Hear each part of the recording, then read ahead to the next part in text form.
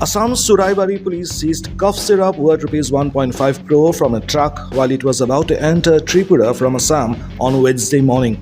According to reports, Assam Police intercepted a truck at a Naka Checking at Churaibari around 7 on Wednesday morning and impounded the vehicle.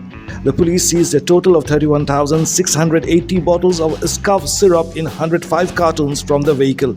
The driver, however, managed to flee the scene after the police intercepted the truck. According to sources, the consignment of cough syrup was meant to be smuggled to Bangladesh via Agartala.